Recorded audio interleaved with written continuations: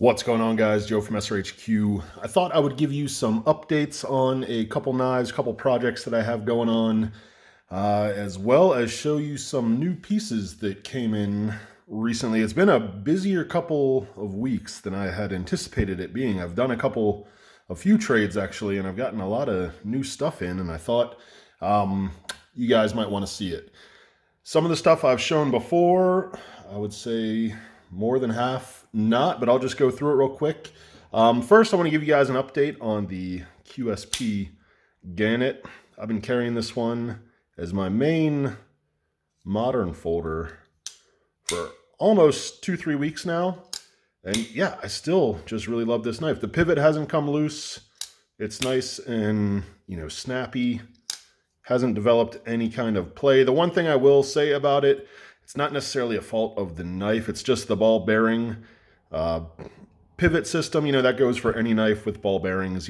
Sometimes it will get pocket lint in it, and I end up, blowing the pivot out like an original Nintendo game every now and then just to, kind of free up whatever was in there. But yeah, great knife.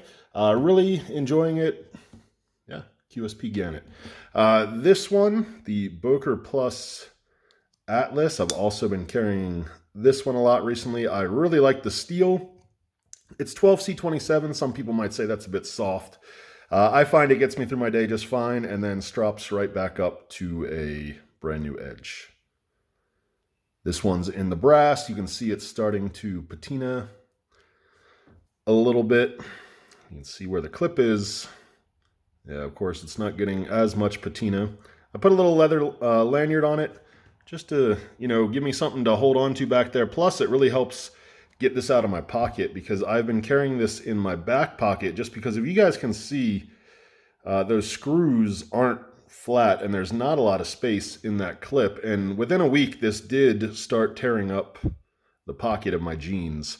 So I've switched this to the back pocket. It seems to fit a little bit better there. And when I want to, get at it, I just reach back, grab this little lanyard, and it comes right out. So Böker Plus Atlas, really impressed with it. I mean, you're looking 20-30 bucks for these. I have a video out on this one. You can check it out if you're interested. Then I've shown my latest leather sheaths on a couple other videos. These are the latest two that I've made. I'm planning on making another one today. I'm thinking about doing an oxblood dye, still with an antique finish. I'm going to do a kind of basket weave. I got a new basket weave stamp that I'm excited to try out. And then oxblood leather, and then I'm going to do some yellow stitching on the side, and then I'll have to find a knife to put in that. But really, yeah, still enjoying making leather. It's a lot easier than you guys might think. So if you're interested in it, if you've been thinking about, maybe trying to do it yourself, just go ahead and try it. I started out by making just, or I bought a beginner leather making kit. It basically came with, 30, 40 different tools and hammers and needles, and it's okay. It'll get you making leather, but, if you want to do anything a little bit better, you're going to have to start replacing those tools. And I've replaced pretty much all of the tools. There's still a couple I have from the original beginner kit, but yeah, as I get better tools, my leather work is getting better.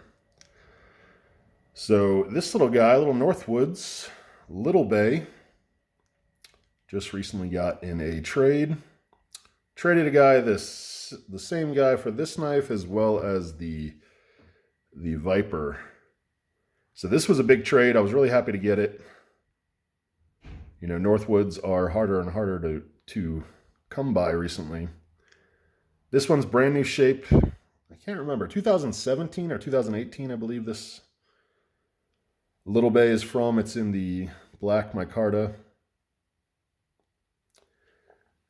Just a really cool knife. It does have a pretty strong spring. It was described to me as an 8. I don't think I would go that far. It's a little bit stronger from the half stop to the open. But yeah, it's not terrible. It's still nice and snappy. Yeah, great looking knife. I've shown this one on a video before. I got this one from Dutch Knife Guy in a trade. This is the Lionsteel Dom. Awesome looking stag covers. Titanium bolsters. that, you know, you can take the covers and the bolster off, replace them if you like. M390 blade, just a wicked blade shape. I really love this one. I told you guys I'm going to start looking for more of the Italian knives because I really do enjoy them. I just recently picked up this one. This is a Lionsteel Shuffler. It's in the green G10. Not my first choice of covers, but you know, when a knife is out of production, you can't be too picky with which one comes up. So yeah, now I have the Dom and the Shuffler. The Dom is with the sheep's foot blade, and the Shuffler is with the clip point. Still missing is the round head with the spear point blade, and I'm also looking for a Viper swayback. So yeah, if you guys have any of those you're looking to trade, go ahead and hit me up. So here is another one that I got in a trade with this one, 47 Viper. What year is this from? 2020. With a somewhat new tank stamp, new to me at least. I believe this is the only one that I've seen. GEC Carbon. Then your model number. But yeah, I got this one. This one was used. It was fully patinaed. The handle was shiny and dark. And yeah, I gave it the old spa treatment. I think I still have to do a little bit more work on it. The blade came out pretty good. There's still a couple spots that I need to work on. But yeah, I traded with, what's his name? Avo ID on Instagram. Really great guy. I've been talking with him back and forth a lot recently. So yeah, I've wanted one of these in the collection for a very long time. And you know, it's just one of those things. I just had to be patient, and eventually one ended up in the collection. So very happy that I finally have a 47 Viper in the collection. I've been looking for one of these, I would say, for, I mean, not actively looking, but, you know, I've been wanting to get one of these for at least, you know, a few years. And I haven't gotten one until now, and I finally have one, so that's really cool. Next, we got a modern one, a really popular modern one. This one was offered to me in a trade with my buddy Lars.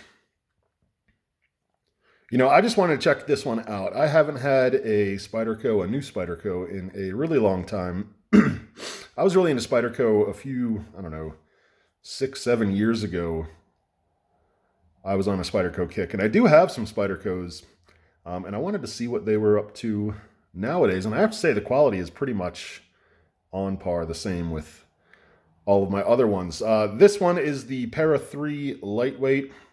From my understanding, really popular knife, kind of competes directly with the Benchmade Bug Out as, you know, Spyderco's extremely lightweight offering. This is in FRN handles with no steel liners. You can see it's the compression lock, and the compression lock is just anchored in by this screw down here. Other than that, it's a completely FRN handle, but it is super light. I can't remember the weight on it, but it is just a featherweight. It has awesome action, you know, super fidgety.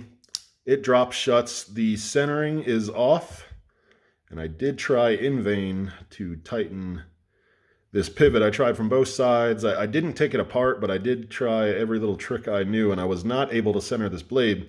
And I went on the internet and I started looking, and it turns out that that's a pretty common problem with this. My guess is that the compression lock kind of forces the blade over that direction, and without a frame or anything to kind of anchor it down, it just kind of shifts over.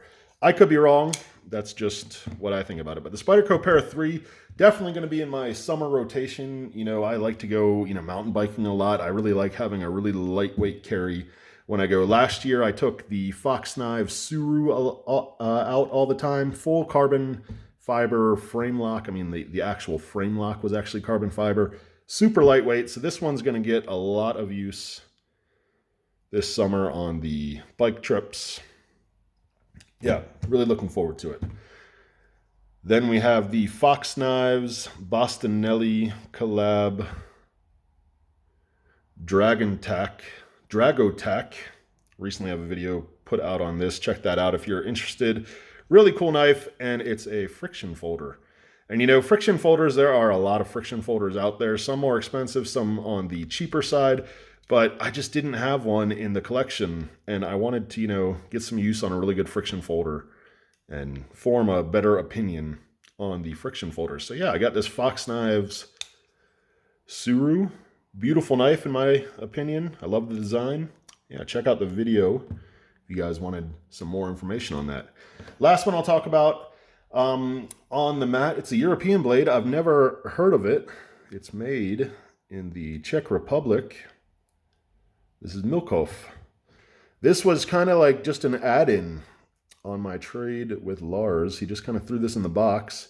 He left me a note and he said he just wanted me to use it. It didn't matter if I used it as a doorstop. Just he thought it was a pretty cool knife and he wanted to know what I thought about it. So I don't know. I've never heard of Mikov. You can see it's 440A. So that automatically makes me think it's, you know, kind of on the budget line. It does have, you know, fake stag. They're plastic. I'm not sure if they have a name for it. But all in all, the knife is put together, you know, pretty good. It's a lockback on one blade. You have a main clip point blade. And then a secondary blade that's a double cut wood saw. Very cool. Fits really into the traditional European kind of hunting vibe, I would say. You know, Böker and Puma and, I don't know, Herbert's and all those other German companies have knives that look very similar to this kind of style. But yeah, I'm going to get some use on this and I'll let you guys know about it. Let me know if you guys know anything about Mikov. I've never heard of it. First one I've ever had in the collection. Can say it's nice and smooth, has good snap. Back spring looks pretty neat. Blades look pretty centered. Yeah, let me know if you guys know anything about this. Very cool stuff. So yeah, guys, that was just a quick little update.